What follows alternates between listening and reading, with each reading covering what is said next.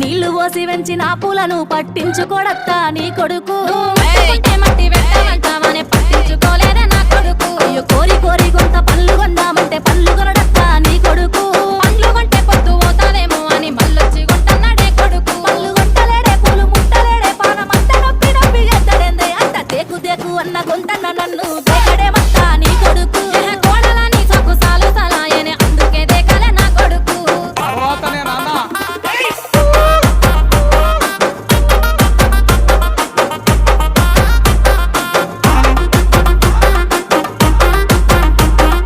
Mahesh